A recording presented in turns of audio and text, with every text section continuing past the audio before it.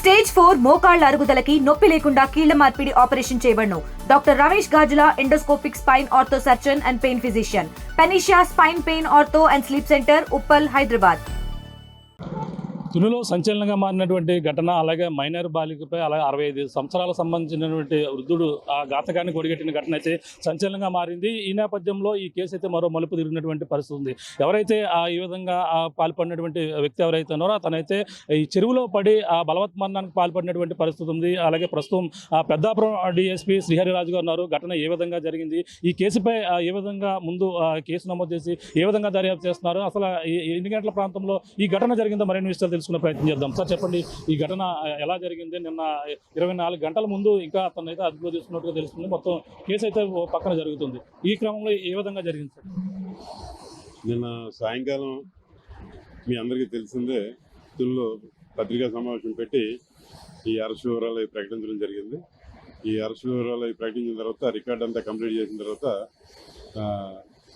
వెంటనే కోర్టు ముందు ఉంచాలన్న ఉద్దేశంతో రాత్రి 10:30 ప్రాంతంలో కోర్టుకు పంపించడం జరిగింది. ఎస్కార్ట్ ఇచ్చి మార్గ మధ్యలో అతను నేచురల్ కాల్స్ కోసం రిక్వెస్ట్ చేయడం, మన వల్ల అతని కోరిక మన్నించి అతనికి అవకాశం ఇవ్వడం జరిగింది. అక్కడ పక్కన ఏదైతే చెరువు ఉందో అక్కడ వర్షం కూడా, వాతావరణం కూడా అనుకూలించలేదు, లైటింగ్ లేదు. వీళ్ళు చూస్తే ఆ వ్యక్తి కనిపించకపోవడం, తర్వాత వాళ్ళని అడిగితే ఏమన్నారంటే ఒక చిన్న శబ్దం అయితే వచ్చిందని చెప్పారు. తర్వాత ఆ విషయం తెలిసిన తర్వాత నేను, మన తుని టౌన్ సీఏ గారు, రూరల్ సీఏ గారు అందరూ కూడా స్పాట్కి వచ్చి మేము కూడా ఇటుపక్క ఇల్లు వచ్చి ఏంటని చెప్పి కొంతవరకు ప్రయత్నాలు చేసాం. తర్వాత ఫైర్ సర్వీస్ వారికి ఇన్ఫర్మేషన్ ఇచ్చాం, వారు కూడా వచ్చారు. తర్వాత గజేతల గురించి ట్రై చేసాం, కానీ ఆ టైంలో మాకు అందుబాటులోకి రాలేదు. ఈరోజు మార్నింగ్ గజేత్ వస్తే అవుట్ చేయడం జరిగింది. రాత్రి ఎన్ని గంటలకు జరిగింది సార్? కరెక్ట్ ఘటన ఎన్ని గంటలకు జరిగింది సార్? అంటే పోలీస్ స్టేషన్ నుంచి 10:30 ప్రాంతంలో బయలుదేరాడు. ఆ విషయం కోర్టు కూడా తెలియపరిచాము సూపరింట్ గారికి. ఇలాగ ఎస్కార్ట్ తీసుకొస్తున్నామండి, ఇలాగ ఏమైనా అవకాశం ఉంటే ఈరోజు రిమాండ్ ఇచ్చేస్తే అని చెప్పేసి రిక్వెస్ట్ చేయడం. కోర్టు కానిస్టేబుల్ కూడా, బాబు కోర్టు దగ్గర వెళ్ళి ఉండు, నువ్వు నా వాళ్ళు వస్తున్నారని చెప్పేసి ఆయన కూడా పని. అంటే ఇప్పుడు సరిగ్గా అంటే ఒక న్యాయమూర్తి ముందు దీన్ని ఆధారపరిచే క్రమంలో జరిగిన పరిణామం అంతేనండి. మార్గ మధ్యలో అండి తుని రూరల్ పోస్ట్ నుంచి కోర్టుకి వెళ్ళే త్రోవలో ఈ రకంగా దురదృష్టకరంగా ఈ రకంగా. అంటే ఈ ఘటనలో నిన్నంతా ఏం జరిగింది, అసలు సోషల్ మీడియా మీదుగా వీడియో వైరల్ అయిన నేపథ్యంలో మీరు దానిపై పూర్తి వివరాలు ఎలా వచ్చాయి? ఏ వివరాలు? నిన్న జరిగిన అంశం, ఆ కుటుంబ సభ్యులు, ఆ బాలిక కుటుంబ సభ్యులు ఎటువంటి ఫిర్యాదు చేయడం జరిగింది? బాలికకి తండ్రి లేరండి, తల్లి మాత్రం ఉన్నారు. ఆ తల్లి స్టేట్మెంట్ తీసుకున్నాం.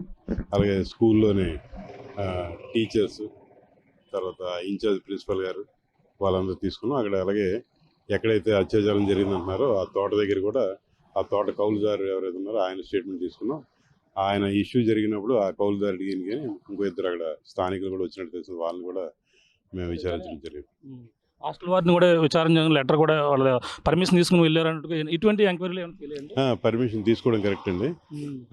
ఒకటి ఏంటంటే తాతగారు అనడం వల్ల ఒకటి, తర్వాత రెండు ఏంటంటే పర్మిషన్ లెటర్ ఉండడం, తర్వాత ఈ అమ్మాయి కూడా తాతగారు అని చెప్పి స్కూల్ యాజమాన్యం చెప్పడం వల్ల ఇంకా వాళ్ళు డీప్గా తల్లిగారి వరకు ఇన్ఫర్మేషన్ అవ్వలేదు. కుటుంబ సభ్యులు అంటే పలు రకాల అనుమానాలు వ్యక్తం చేస్తున్నారు, దానికి ఏ విధంగా చెప్పాలి సార్? కుటుంబ సభ్యులు వారికి కూడా వాస్తవాన్ని అర్థం చేసుకున్నారండి, వారికి కూడా రిపోర్ట్ ఇవ్వమని చెప్పాము. రిపోర్ట్ ఇచ్చిన తర్వాత దాని ప్రకారం మనం పూర్తి స్థాయిలో దర్యాప్తు చేస్తామండి. తర్వాత ఇది జ్యుడిషియల్ పరిధిలో ఉంది కాబట్టి ఈ దర్యాప్తులో కూడా మ్యాక్సిమం స్థానిక ఎంఆర్ఓ గారు, స్థానిక ఆర్డీఓ గారు సహకారం తీసుకుంటారు. వాళ్ళు కూడా తప్పు చేస్తే అతను శిక్షించవచ్చు, కానీ కుటుంబ సభ్యుల్ని ఈ విధంగా ట్రోల్ చేస్తున్నారు అని చెప్పుకొస్తున్నారు, వాళ్ళపై ఏమైనా చర్యలు తీసుకుంటారు? అది చాలా తప్పండి. అది నిన్నటి నుంచి కూడా ఆ విషయం చెప్తున్నాం. నిజంగా అలాంటి విషయం ఏదైనా ఉంటే మా దృష్టికి వస్తే తప్పకుండా చర్యలు తీసుకుంటాం. ఇది ఆ పరిస్థితి. ఎవరైతే కుటుంబ సభ్యులు ఈ విధంగా ట్రోల్ చేస్తే మాత్రం తప్పకుండా కుటుంబ సభ్యులపై చర్యలు తీసుకుంటామని కూడా వాళ్ళైతే చెప్పుకొస్తున్నటువంటి పరిస్థితి ఉంది. అలాగే సరిగ్గా రాత్రి గారి సమయంలో వాతావరణం అనుకూలించకపోవడం, ఒక పక్కన వర్షం కూడా పడుతున్న నేపథ్యంలో 10:30 ప్రాంతంలో ఈ ఘటన చోటు చేసుకుంది. అక్కడి నుంచి ఏదైతే మెజిస్ట్రేట్ ముందు అయితే ఆధారపరిచే క్రమంలో తుని రూరల్ పోలీస్ స్టేషన్ నుంచి అతనైతే క్రమంలో తుని వైపు అయితే బయలుదేరుతున్నారు. సరిగ్గా చెరువు వద్ద వచ్చేసరికి బహిర్భూమికని అడిగిన క్రమంలోనే అతనైతే వాళ్ళైతే అనుమతించిన నేపథ్యంలో నేపథ్యంలో ఇక్కడ అయితే చీకటిగా ఉన్న పరిస్థితి. ఒక్కసారిగా శబ్దం వచ్చింది. కానిస్టేబుల్ వాళ్ళు కూడా ఏం జరిగిందని తెలుసుకునే క్రమంలోనే ఒక్కసారిగా అతనైతే ఆ చెరువులో పడిపోయినట్టుగా వాళ్ళైతే గుర్తించారు. చెరువులో పడిపోయారా, మొదటగా బయటికి ఎక్కడికైనా పరారయ్యారనేది కూడా కోణంలో అయితే పూర్తిగా రాత్రి అంతా కూడా వెతికించాము. అలాగే ఫైర్ సిబ్బంది కూడా వచ్చారు. అన్ని కూడా వెతికిన నేపథ్యంలో ఈ యొక్క ఇది కూడా లభ్యం కాలేదు.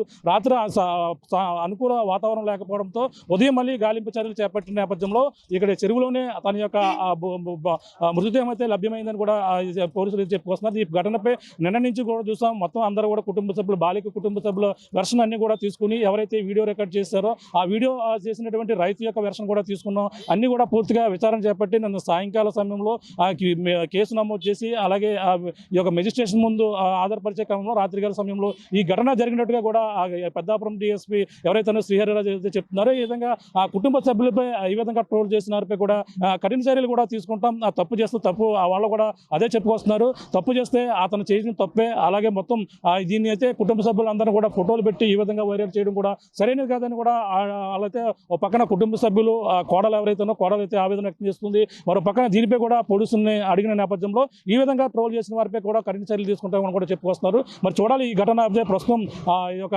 నారాయణరావు ఈ విధంగా తనైతే మృత్యువాత పడడంతో మరి కేసు మరి ఏ విధంగా ముందుకు వెళ్తుంది, దీనిపై మొత్తం ఏ విధంగా విచారణ కొనసాగుతారు, అసలు ఈ ఘటన ఎటువంటి మలుపులు తిరిగే అవకాశం ఉందని కూడా తెలియాల్సిన పరిస్థితి అయితే ప్రధానంగా ఉందని చెప్పాలి. ప్రస్తుతం పోలీసులపై అనేక అనుమానాలు అయితే ప్రస్తుతం కుటుంబ సభ్యులకు ఉన్నప్పటికీ ఈ విధంగా మరి చనిపోవడం, మరి ఎలా చనిపోయారు, ఈ విధంగా ఎందుకు చేశారనేది కూడా కుటుంబ సభ్యులు చెప్తున్నటువంటి వాదన. మరి చూడాలి మరి దీనిపై పోలీసులు ఏ విధంగా ముందుకెళ్తారో కూడా తెలియాల్సిన పరిస్థితి ప్రధానంగా ఉందని చెప్పాలి. ఇది కూడా ఉన్న తాజా పరిస్థితి. కెమెరాతో ప్రకాష్, RTV, తురు నుంచి.